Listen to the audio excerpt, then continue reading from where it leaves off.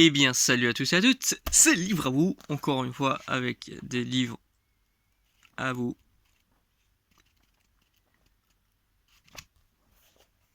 Étonnant, ouais. On voit enfin 3 autres bouquins Fazer Fry. En tout cas, voilà, ça. En tout cas, du coup, oui, nous nous retrouvons sur Five Nights at Freddy's, Fazer Fright 4 Step Closer avec Foxy. Salut toi.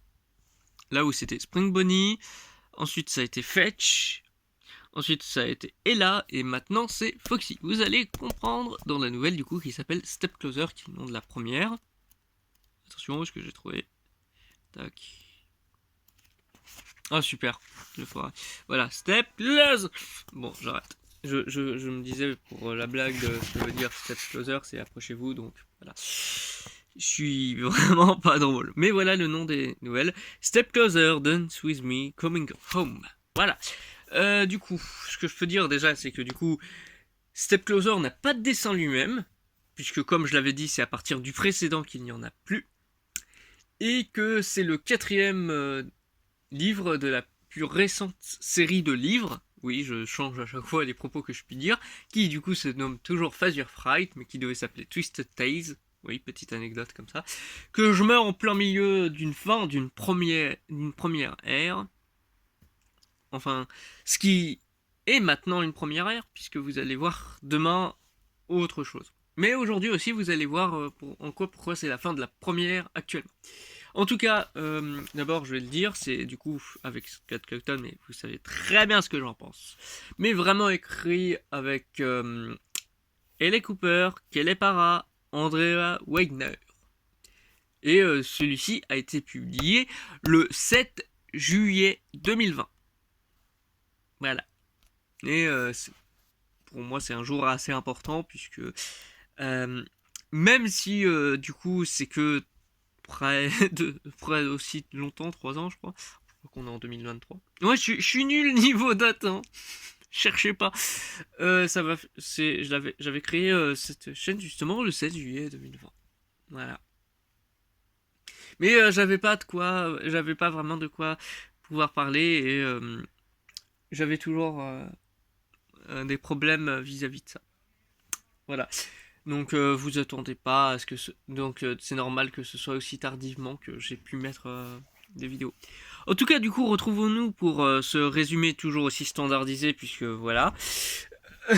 J'arrête pas de m'approcher. J'arrête.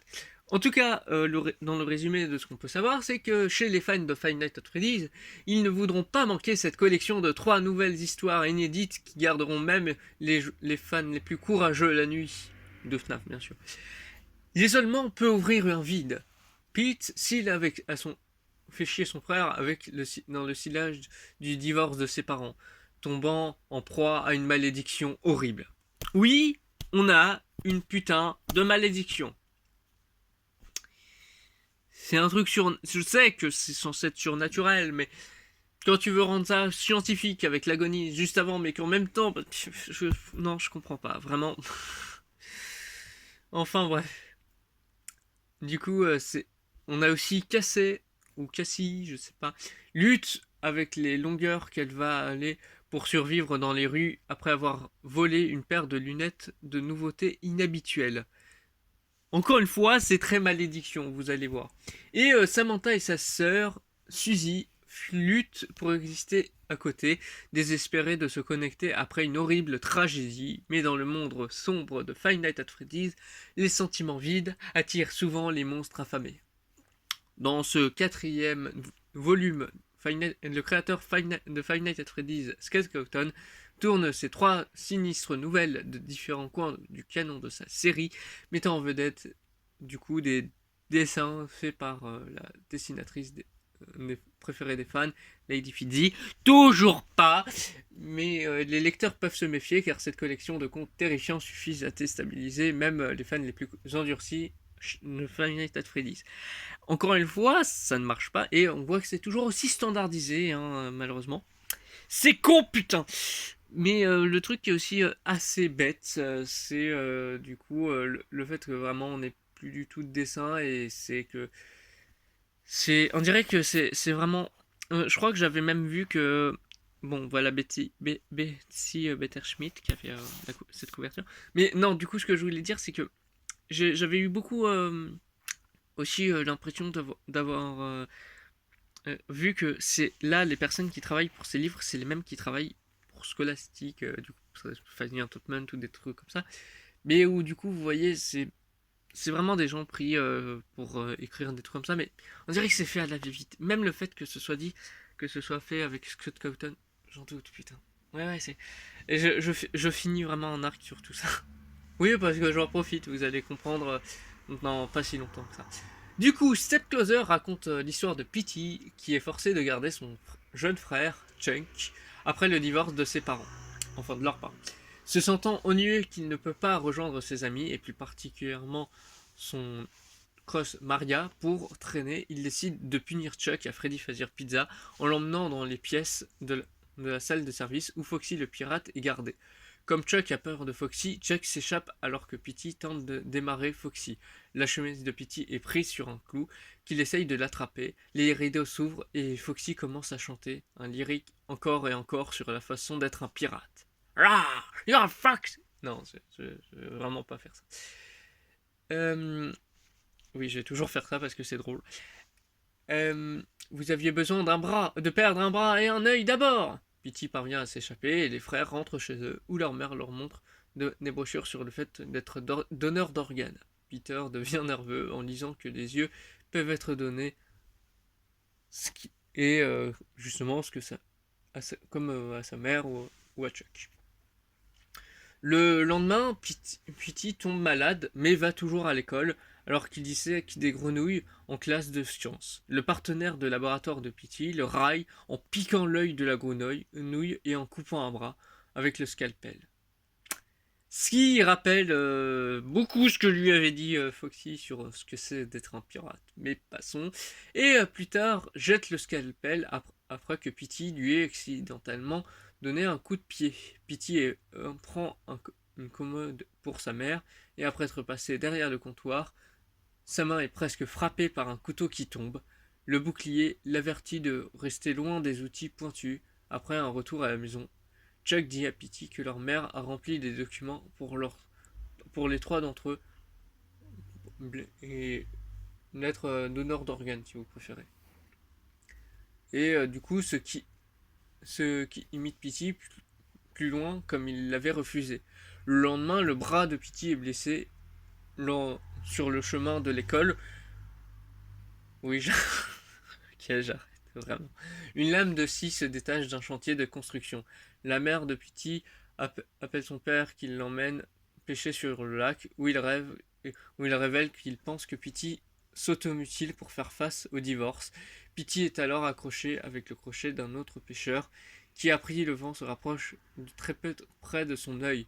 Petey parle à Chuck de ses appels rapprochés précédant à des accents bizarres à ce jour-là, pensant au modèle qui pourrait avoir commencé à la rencontre des frères avec Foxy. Oui, vous préférez comme ça? Je sais pas. Bon.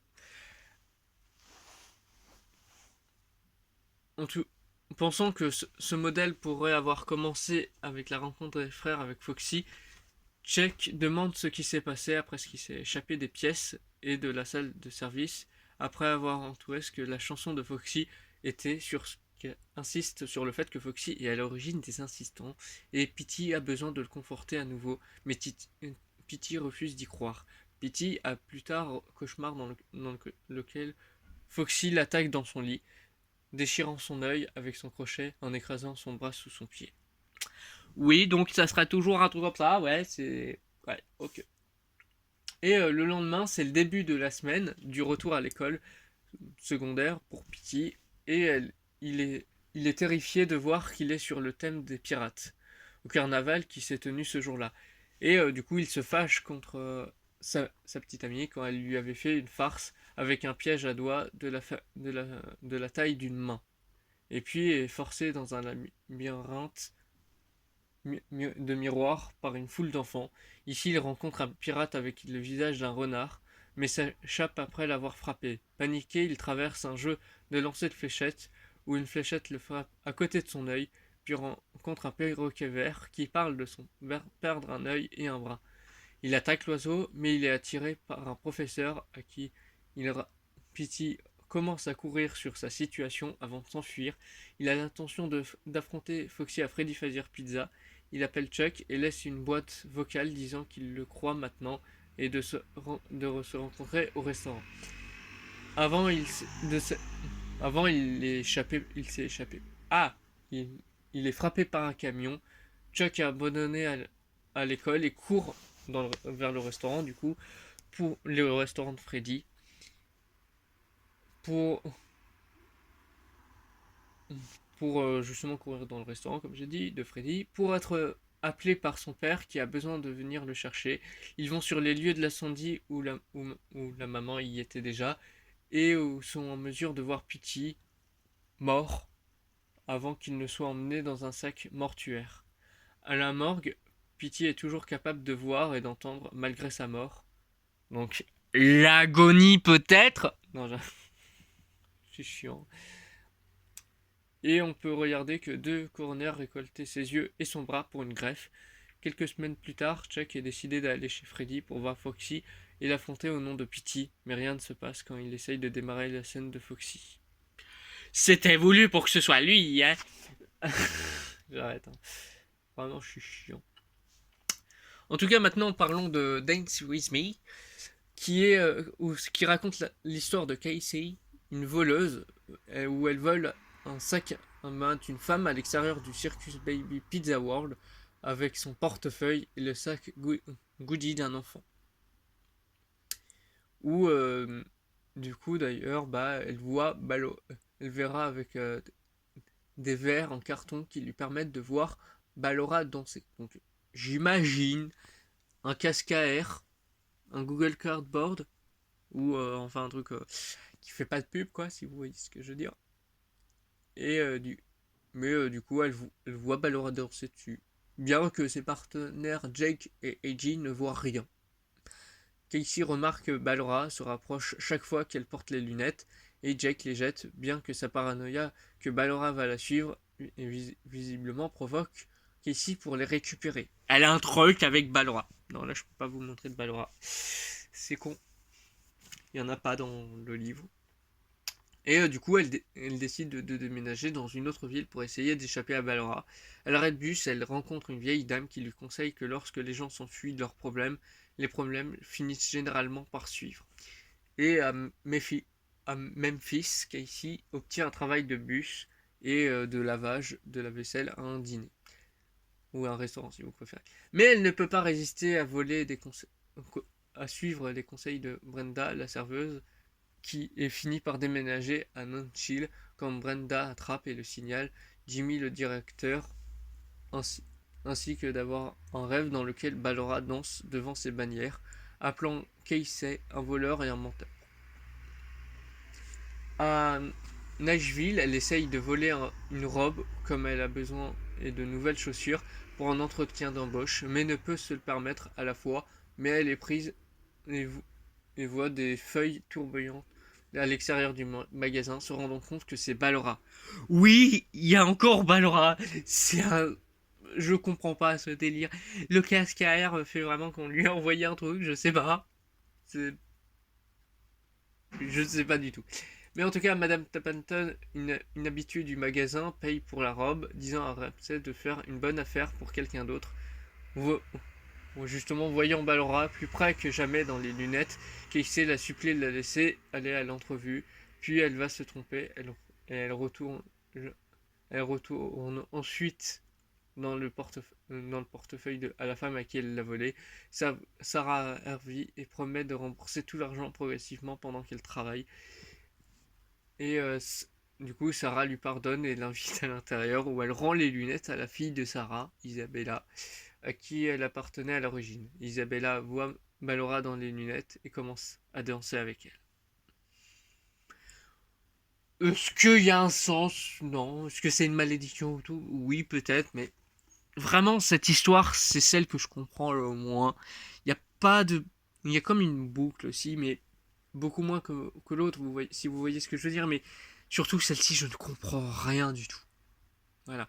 Si vous avez compris un truc, au moins dites-le moi. En tout cas, maintenant, il y a un an, une jeune fille, pardon, nommée Suzy a été tirée et assassinée.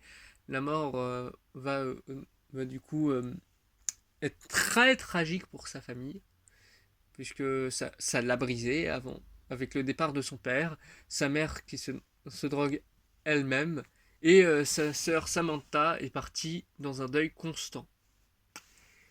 Et du coup, le jour de l'esprit de Suzy s'attarde dans toute sa maison, Samantha et sa mère ne pouvant pas la voir. Mais la nuit, Chica vient à la maison tous les soirs à minuit pour arracher l'âme de Suzy. Ouais, encore une fois, hein, c'est peut-être de l'agonie, mais bon, voilà, arracher. Mais bon, Suzy est consciente que son temps, pardon, est limité, et qu'il ne lui reste que 2 jours avant que toutes les feuilles d'un arbre voisin à l'extérieur de sa cour vont tomber. Et donc elle doit partir pour toujours. Suzy est capable de communiquer avec Samantha à travers des dessins. Et Samantha doit trouver Gretchen, une poupée spéciale pour que les deux sœurs, pour qui les deux sœurs pardon, se battaient. Et Suzy l'avait cachée quelque part dans un endroit secret avant sa mort. La dernière nuit, et avec Chica qui la traquait, Samantha est en mesure de trouver la poupée, permettant à l'âme de Suzy d'être libérée et de comparaître devant Samantha une dernière fois. Les deux sœurs font leurs derniers adieux et Samantha obtient la fermeture. Suzy tient la main de Chica alors qu'ils partent tous deux vers l'inconnu. Donc c'est peut-être pour montrer qu'ils vont finalement vont faire plus qu'un. Mais encore une fois, c'est bizarre, hein, vraiment, je comprends pas. Aucune nouvelle de cette histoire n'est compréhensible. Vraiment, de bout en bout. La première, c'est une malédiction, mais comment ça a pu arriver et tout, on sait pas. La deuxième, c'est plutôt aussi une malédiction où elle doit vraiment rendre le truc pour se faire pardonner, mais elle arrive à lui pardonner des années après, mais on fait comme si rien ne se passait. Eh bien, je retourne danser avec elle. Et la dernière, bah, c'est vraiment le fait d'essayer de rendre heureux une enfant, mais ouais, je comprends pas pourquoi du coup Chica est contre elle. Non, je comprends rien. Il y a un délire avec la cuisine et tout, et le fait que justement, probablement que Suzy hante Chica, et du coup, voilà, mais je sais pas du tout. Peut-être qu'il y a du coup le mode animatronique et le mode de contrôle que peut faire Suzy, et que du coup à la fin l'inconnu c'est la fusion. Mais bon, et regardez, même l'épilogue est un peu confus. Deux jeunes garçons, Jake et Andrew, se retrouvent piégés dans un objet métallique à l'intérieur d'un camion à ordures. Les deux garçons sont morts, avec leurs deux hommes habitant l'endosquelette métallique de The Stitchers. Donc oui, The Stitchers est hanté. Voilà, il est même doublement hanté. Mais bon, ok. Jake peut voir, mais Andrew ne peut pas. Jake ni Andrew ne se souviennent à peine de rien, mais Andrew se souvient avoir voulu blesser quelqu'un qui lui a fait du mal. Andrew s'était attaché à l'âme de cette personne pour s'assurer qu'il ne puisse jamais mourir. Il se souvient aussi qu'il y avait des gens après cette personne déclarant qu'ils voulaient la tuer. Ou le tuer. Finalement, Andrew est la personne à qui son âme a été attachée, en quelque sorte, finit dans l'usine avec son âme de transfert au chien animatronique cassé Fetch. De retour dans le présent, le camion s'ouvre et l'un des...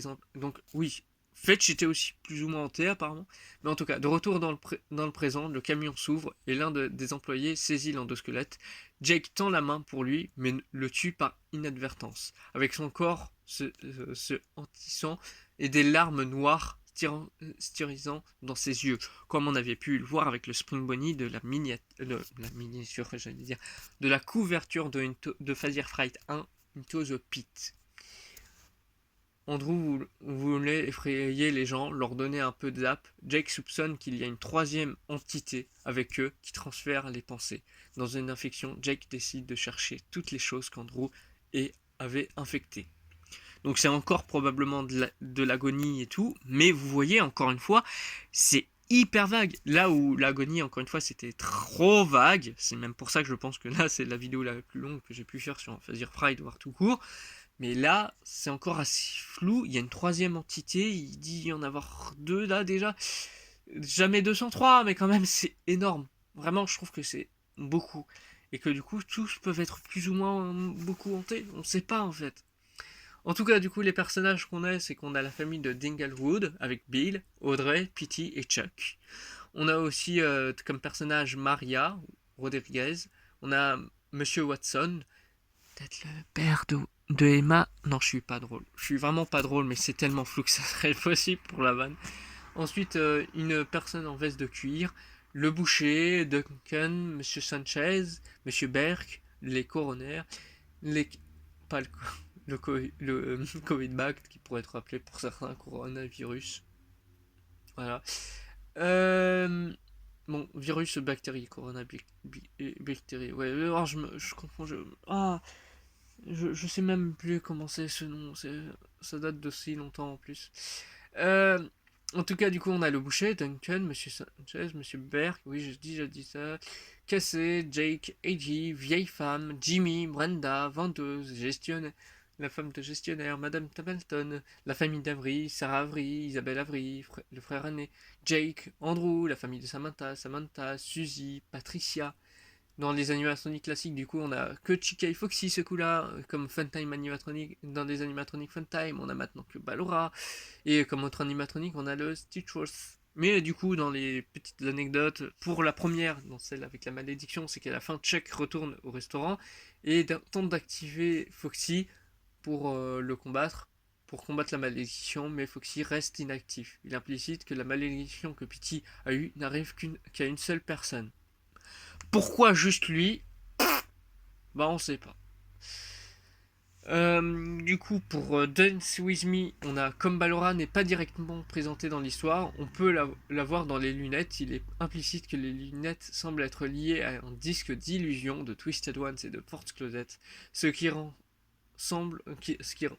semble rendre que Ballora est là, même si elle n'est pas là. Ce qui du coup peut faire que la réalité augmentée dans FNAF, c'est ça, c'est des disques. Encore une fois, il y a un jeu AR, si je me souviens bien. Donc, je préfère pas évoquer, où il y a peut-être des livraisons spéciales, et c'est peut-être ça le concept de Ballora, j'en sais rien. Ballora semble également avoir un lien avec Spring Bunnyman ou Glitch Trap, comme dans l'histoire. Chaque fois que Casey porte les lunettes, Ballora se rapproche d'elle. Finalement, quand elle atteint la phase finale, elle prendrait le corps. Ceci est similaire à Glitch Trap, d'où le fait que dans Five Nights at Freddy's VR ou plus trop El Pointed ou le Freddy Fazbear Virtual Experience, Glitch Trap Spring Bunnyman rapproche de Vanessa à chaque fois, finalement pour prendre possession de son corps pour se ranimer. Alors, apparemment, ce mythe, j'ai cru apprendre que c'était un truc. Il y a eu des théories comme quoi ça aurait été un truc divin, des trucs comme ça, mais je comprends vraiment pas le délire en fait. Pour être franc, je comprends. J'ai jamais vraiment compris ce qui s'y passe. En tout cas, aussi maintenant, c'est la troisième histoire avec une fin ambiguë qui reste à l'interprétation, les deux autres étant On the Ways et Fetch. Même si, du coup, encore une fois, Fetch est plus en lien avec les épilogues, et en même temps, la fin est ambiguë, mais qu'est-ce que... Non, elle est ambiguë parce que on sait vraiment pas ce qui se passe, mais là, pour le coup, on n'a vraiment pas un côté où ça peut être mauvais. Par exemple, justement, je trouvais même que, comment ça s'appelle 1h35 du matin avait une meilleure fin ambiguë en fait. Parce que justement, on pouvait s'en douter qu'elle pourrait peut-être mourir, mais en fait, on ne le savait pas vraiment. À moins qu'on compte le truc dans History Question. Ah, il y a une personne morte dans ce colis. Ouais, c'est pas une histoire joyeuse, mais c'est une histoire quand même. Voilà, mais voilà. Ensuite, du coup, on a Coming Home, qui comme explorait tout au long de l'histoire. Suzy, qui possédait Tika, a une capacité surnaturelle de diviser son entité en deux, l'un étant l'agonie et l'autre étant pacifique. L'âme de Suzy a donc son ego passible normal, alors que pour Tika, elle est l'ego de l'agonie de Suzy. Mais bien sûr, ce n'est que théorique, et du coup, le processus de division en deux entités de l'âme est du coup serait pour beaucoup similaire à Golden Freddy, comme on le voit pour le Stitchworth, mais encore une fois, on n'en sait rien. Vraiment, on n'en sait rien du tout. Mais cela peut avoir un lien avec la façon dont vont les égaux et comment les fantômes ont des pouvoirs spéciaux pour contrôler leurs entités spirituelles. Mais du coup, cette histoire raconte sans doute l'histoire de Suzy, qui serait peut-être l'un des 5 enfants de l'incident des enfants disparus. Et cette histoire marque la 3e fois où l'un des enfants tués reçoit une histoire, avec les 2 autres étant Charlie et Cassidy, les esprits qui possèdent respectivement, probablement, théoriquement, la marionnette et Golden Freddy. Ouais, je suis chiant, mais c'est vrai. Et encore, je parle même pas des livres en fait, mais bon. Ensuite, le tueur de Suzy est mentionné dans l'histoire. Il est également mentionné s'il a tué d'autres enfants le jour où il a tué Suzy. Bien qu'il ne soit pas nommé, il est encore très probablement théoriquement... Non, j'arrête. William Afton. Voilà. Parce qu'encore une fois, il est là, le mec. Hein, mais bon, vous allez voir qu'au fur et à mesure, ça sera pire. Mais bon. Ensuite, contrairement au jeu et au roman Suzy, où elle est représentée comme ayant les cheveux blonds et les yeux bleus, cette version d'elle est représentée comme les cheveux bruns et les yeux bruns. Et du coup, c'est la 3e histoire à avoir une fin heureuse, j'imagine, et différente, les autres étant Into the Pit et Out of Stock. Même si, encore une fois, c'est une fin joyeuse, mais bon, voilà. Et du coup, maintenant, on va parler, voilà, de tous ces là. Alors, voilà, j'ai les 4 premiers. Ils sont toujours là. Et du coup, je parlais de la fin d'une ère, parce que oui, j'avais ça. Alors oui, je suis très soigneux. Mais voilà, j'avais du coup ça. Et je peux du coup... Oui, du coup là... Oh, attends, quel enfer. Oh. Ah. En tout cas, du coup, là, je peux vous... Là, c'est les 4 premiers Phasir Rise en une seule boîte. 4... comment dire, les 4 grands recueils de l'esprit de Five Nights at Freddy's du créateur Scott Cawthon, où ce sont des histoires qui pourront même tenir les fans les plus ardus d'avoir peur. Voilà, du coup, quand ça montre le contenu. Alors, c'était pareil pour la collection des livres, mais comme vous avez vu pour le cas de The Silver Eyes, bah en fait, j'ai les 3 versions de The Silver Eyes, parce que je les avais pris au fur et à mesure. Là, je voyais qu'au fur et à mesure, il y allait du coup en avoir 5. Ouais, je vais beaucoup plus détailler ça demain, mais voilà. Ouais, voilà. C'est là où ils étaient. Sous cela. Voilà. Et comme je suis hyper soigneux et ça va être la conclusion, allez, à demain pour la suite Bunny Call. Et allez, bye bye tout le monde. Oui, on l'a entendu, c'est parfait, c'est exactement ce que je voulais faire, je suis con.